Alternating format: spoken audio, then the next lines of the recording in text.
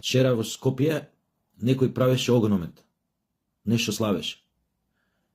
Еден ден пред последното испраќање на мачениците од така наречената дискотека Пулс во Кочани.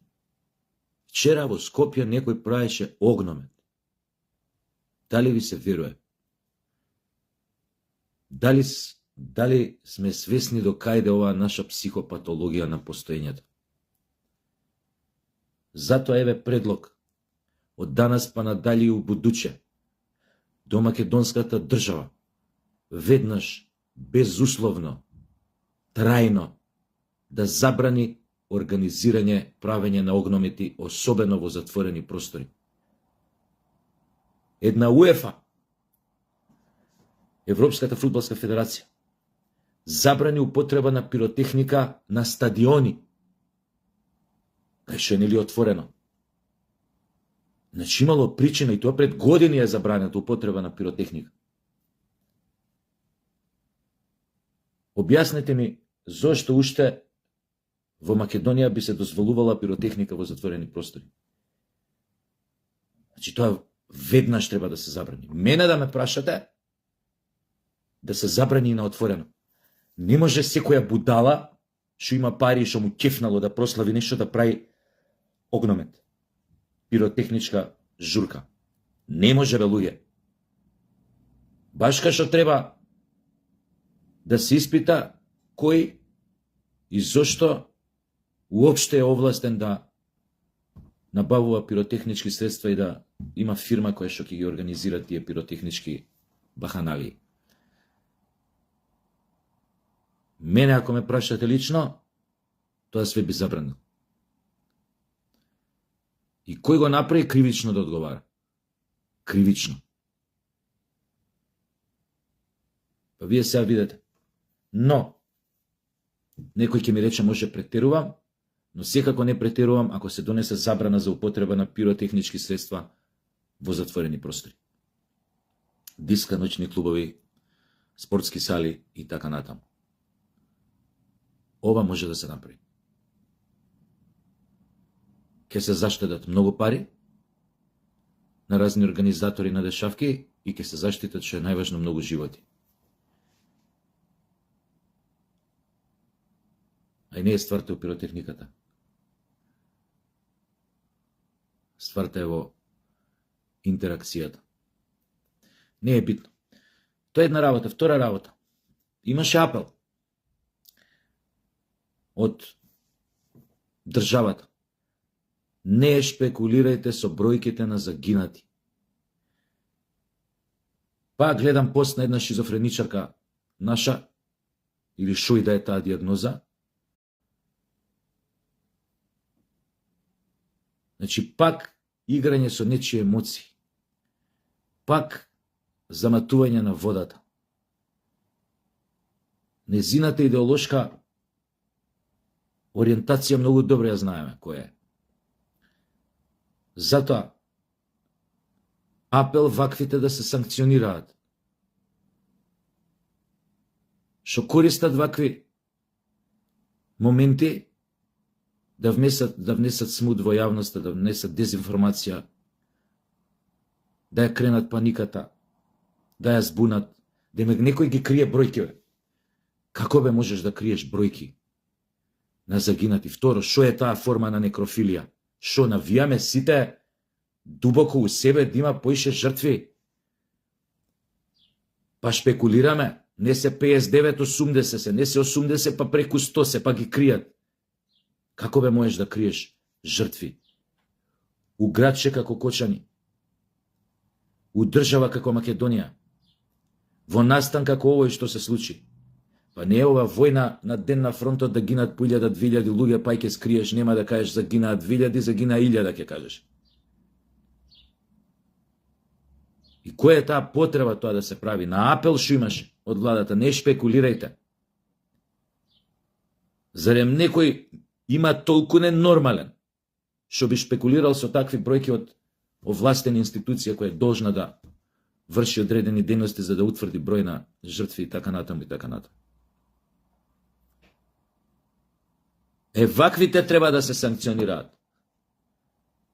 Шизофрени ретарди, што им е дадено од технологијата право да можат да го манифестираат своето лудило кај стигнат и кога стигнат. Вакви треба да се санкционираат. Трета работа. Замислете, на ден пред испраќањето на загинатите во Кочан, на трагично загинатите. Фатен тип во Скопје како прима мито, дел од митото што требало да биде 13.000 евра. Гледате зашто треба брутални, сурови казни?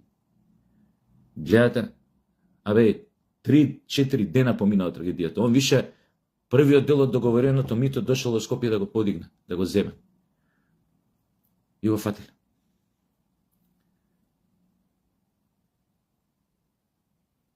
Сега, во што го направил тоа, во амбиент, во околности, кај што го направил, во амбиент, кај што Македонија во денови на жалост поради трагедија голема која што се случила како последица на системска корупција, сега бапнеме на тој 20 години ич око да не ви трепне. 20 години робија. Ич око да не ви трепне. Пошто тоа му доаѓа како да крадеш у денови после катастрофален земјотрес кога е све разрушено. На времето во Скопје, по катастрофалниот земјотрес, нека ви кажуваат по старите, имало случаи на преки суд. Преки суд тоа е она кога после катастрофалниот земјотрес, мислам дека се тројца стрелани во Скопје, фатени како крадат во услови на таков траур, на таква тага, на таква катастрофа, кога доаѓаат луѓе од цел свет да помогнат, да санираат катастрофата, да ги излечат жртвите, да ги спасат потурнатините. Мислете, курназиве влагале да крадат кај што имало можност да се краде. Мислам дека тројца во Скопје се на лице место стрелани. Тоа се вика преки суд. Значи, ни судење, ништо на лице место. Постои таков закон. Кој биде фатен, ќе биде на лице место казнет со казна, со смртна казна. Тоа е кај нас, нели, овие околности невозможно. Сакам да ви кажам, тежината на казната може да биде драконска и од друг аспект. По години поминати на робија, ама без проблем. Оти во ваков амбиент, во ваков контекст, оној палел пиротехнички, журки си правил, овој зимал мито. Едното и другото, како да ви кажам, тесно поврзано со трагедијата во Кочан.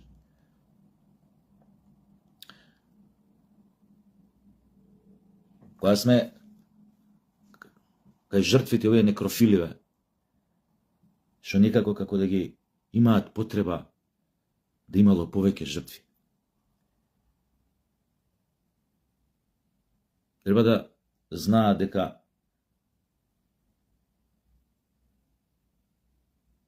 и оние 200 повредени што се доволно големи жртви. Не само поради тежината на повредите на некој од нив, физичките повреди. Кај што се тоа такви, кај што ќе останат во физичка смисла со делумен инвалидитет цел живот. Психолошкиот проблем ќе биде поголем. Тој посттравматски стрес синдром никогаш нема да се ослободат. Тоа ќе биде таква траума за нив цел живот со која што ќе мора да се научат да живеат. Затоа ќе биде потребно постојано да се наоѓаат под надзор. Од време на време некои лекарски со соодветни медикаменти, но секако животите им се во голема дел нема да кажам уништени, но ќе бидат во голем дел ограничени. Дали ќе може воопшто да работи, колку ќе може да работи во животот, да создава, колку ќе биде способен да даде максимум од себе, колку ќе биде способен за интеракција, да има фамилија, да има ова, да има она. Луѓето не гледаат така на тие работи.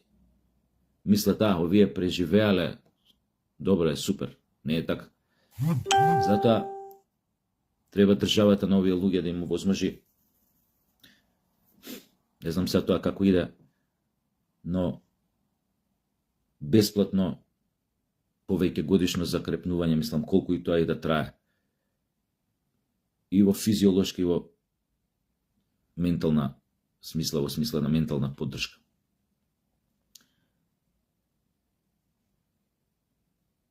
Може би за тоа ќе треба да биде основа некој посебен дел за кој што ќе си функционира и понатака за луѓе кои што претрпеле последици од вакви масовни трагедии, дали биле така кој што се случи со Беса, Дурмо, Турс, сообраќајки, така натаму, кај што ќе бидат преживеаните со трауми, кај што ќе бидат третирани.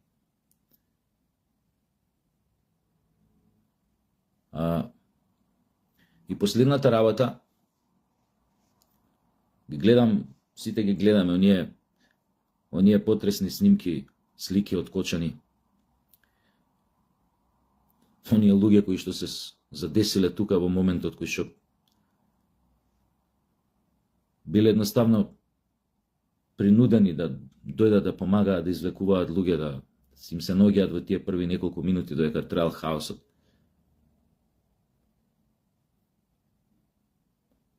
Тој самиот дел кај што се наоѓа таа штала наречена дискотека, колку е див, неурбанизиран, никаков.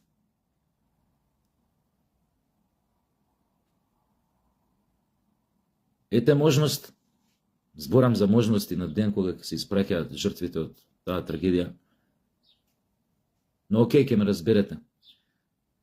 Ете можност кога веќе Кочани стигна на насловната страна на сите светски медиуми, во сите ударни вести на сите телевизии во светот, поради нешто лошо, поради нешто екстремно трагично. Ете можност како овој град, а такви има многу градчиња во Македонија, кај што луѓето со децении се иселуваат, со децении, значи тоа се и онака се празни тие градови. Да не зборам за Крива Паланка, за Кратово, за Пехчево, за Пробиштив, за Радовиш, за Валандово.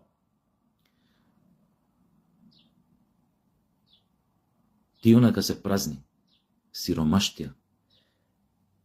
Ете можност, пак ќе кажам, не ме фаќајте здраво за готово зборовиве. Од вистина било. Од Кочани како град маченик во наредните години да се направи колку што може да се санира оваа штета, така што Кочани ќе се издигне градот на едно ново ниво, кај што ќе се отворат фабрики, ќе се вработат луѓе, ќе се намали сиромаштијата во тој град, ќе се спречат младите и понатаму да го напуштаат градот и да заминуваат најчесто Италија. Од Кочани најчесто одат во Италија. Она проклето место, кај што се наоѓа она штала, да се направи спомен парк со помош на добра екипа архитекти, како тоа ќе го замислат, и нормално да има спомен обележје на сите оние кои што загинаа во таа голема трагедија. Не можам да заборавам сликата на, жал ми е што не го знам неговото име, а би сакал оној таткото со сликата на синот, кој што беше на првите ударни вести на сите медиуми. Онаа слика која вика без солзи, плачи, која погледна нагоре додека држи сликата на синот. Слика која што се врежува во умот на секој човек. таа надчовечка болка, не е лошо од тоа да се направи од таа слика споменик на цела оваа трагедија.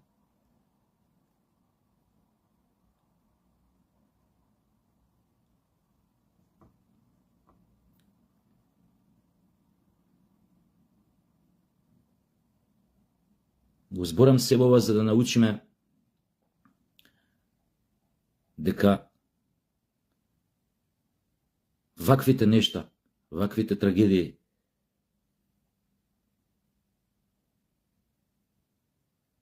ќе се повторат ако не извлечеме нешто позитивно не од нив, туку од нас кога ќе се случат.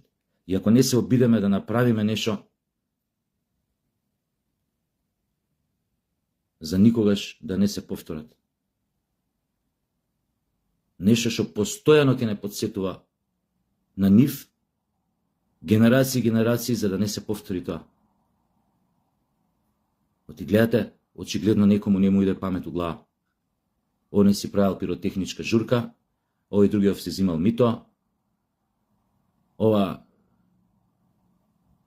шизофреничаркава подсвесност жали што уште нема уште повеќе жртви, па криела државата.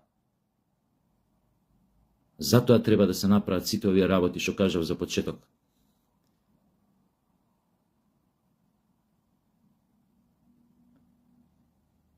Оти ако не ни биде ова памет у глава што се случи у Кочани, како што не ни беше памет у глава Ласкарци, оно што се случи у Бугарија и оно што се случи со модуларната Тетово, ние не покажавме дека ни е тоа памет у глава. Поона дека не го санкциониравме, не ги санкциониравме тие настани соодветно виновниците за тие трагедии. Гледате каков е космосот, ни се случи уште поголема трагедија. Толку голема што стана светска вест. Време утре заутре, кроз после 10 години, некој во светот да не спомни по нешто добро. А тоа ќе го направиме, ќе стигнеме до тоа само ако решително одлучиме да се менуваме од корен. Нели појдеме од себе, нели се смениме, ќе останат само голи фрази и се ќе остане горе доле исто.